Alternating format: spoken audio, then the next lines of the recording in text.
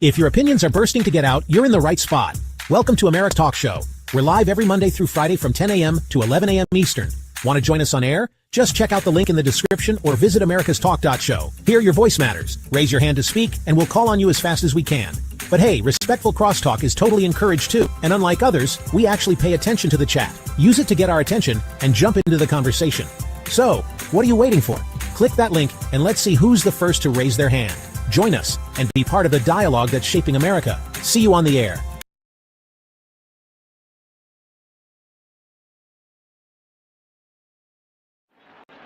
In the beginning, make it abundantly plain and clear that I hold the leaders of the Iranian revolution with respect. I honor them.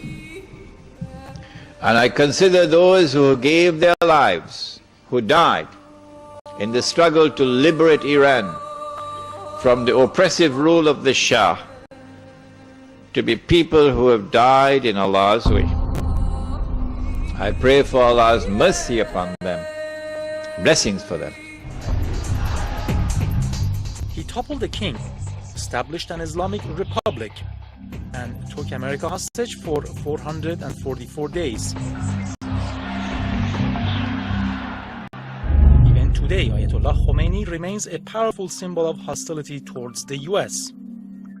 But there is more to Khomeini's legacy, one that involves the Ayatollah quietly courting two US presidents behind the scenes. The BBC has obtained these newly declassified US government documents showing that Khomeini was playing Cold War politics while calling for revolution. We now know, at critical moments in his long struggle for an Islamic republic, the Ayatollah secretly engaged the Americans, a fact never before made public. His first overture came in November 1963, when Khomeini sent a message of support to the Kennedy administration. Khomeini explained that he was not opposed to American interests in Iran. On the contrary, he thought the American presence was necessary as a counterbalance to Soviet and possibly British influence. Khomeini clearly understood that the Shah stood at a very vulnerable moment, and he was trying to cash in. He was trying to make the Americans believe that he is the alternative. Fast forward 15 years and he reaches out to another US president, Jimmy Carter. This is January of 1979, the start of a year that would prove pivotal to both nations. Just weeks before Khomeini seized power, both sides were communicating through a secret back channel that had been authorized by Carter himself. And what both sides were saying flies in the face of what we thought we knew about those historic days. These documents reveal that the US was already bracing itself for a change in Iran, saying, "We do not say that the constitution cannot be changed." That meant possibly abolishing the monarchy. For his part, Khomeini assured in writing that the Islamic Republic would not jeopardize vital US interests. Specifically, that Iran would remain an American friend. The oil flow will continue after the establishment of the Islamic Republic. Also, his message said, "We will not act as an exporter of revolution." Even this pledge from Khomeini's emissary: "You can tell the American Jews not to worry about the Jewish future in Iran." These documents reveal the cleverness of Ayatollah Khomeini. The message that he sends to Carter is perfectly tuned. He seems to know exactly what the American policy was at the time. Khomeini is known to history as an uncompromising leader, but these documents show that in his long quest for power, he was tactically flexible. He played a moderate, even pro-American card to take control.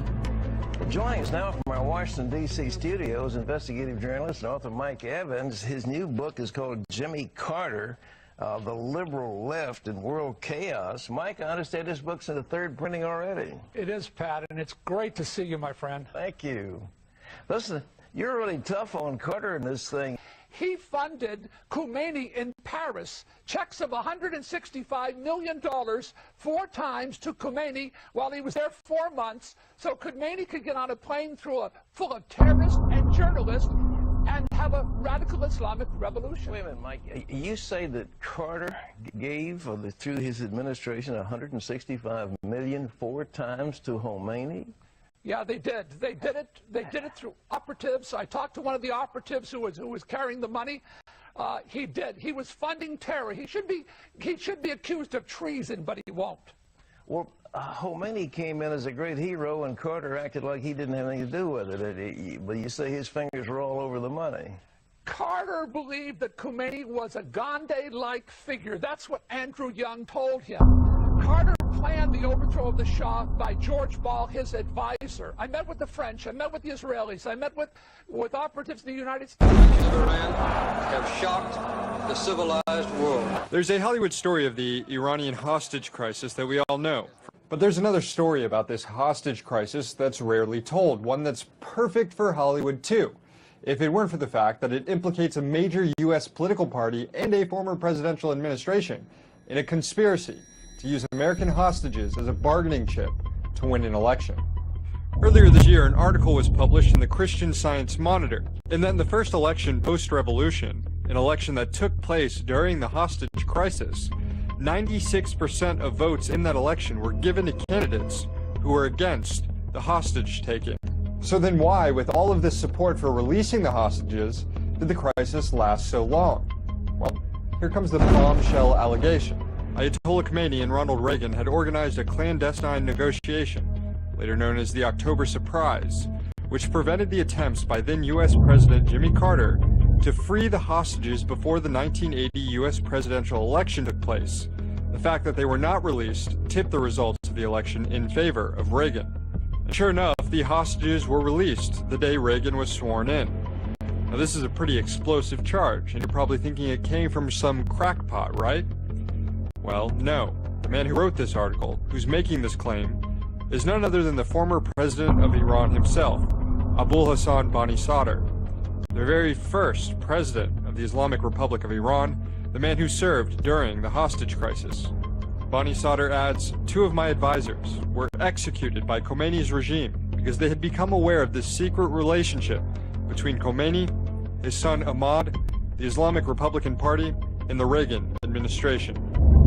As part of the deal keeping the hostages longer, it's alleged the Reagan team promised Iran weapons, which would be funneled in via Israel, as well as the unfreezing of certain Iranian assets in U.S. banks.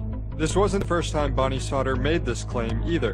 In 1992, he in fact wrote a letter to a House of Representatives task force investigating allegations that the Reagan team conspired to keep the hostages longer. That letter, along with another letter written by the foreign minister of Iran that further implicated the Reagan team, was dismissed by the task force. Despite congressional task forces exonerating the Reagan team for what would have been high treason, allegations of an October surprise have continued to persist. A report by the Russian government confirmed it, sources in the Israeli government did too, and so too did a former Reagan insider, Barbara Honegger.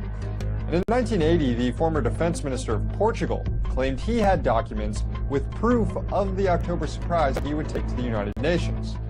Unfortunately, he died shortly thereafter in a plane crash. So we can't know for sure what really happened behind the scenes in Washington and in Iran 34 years ago, but there's pretty good evidence to suggest something underhanded may have happened, which gave way to a truly transformative Reagan presidential administration. But hey, you don't have to take my word for it.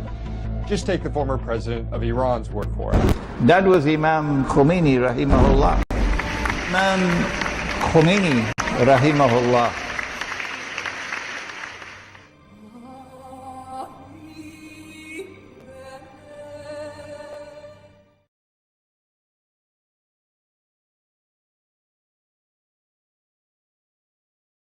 Sorry if we cut anyone off, but that's a wrap. Remember, you can catch us live Monday through Friday from 10 a.m. to 11 a.m. Eastern. It's your chance to join the conversation and have your voice heard. Just check the link in the description or visit americastalk.show. Together, through the free exchange of ideas, we can truly make America great again. Don't miss out. Tune in and be part of the dialogue.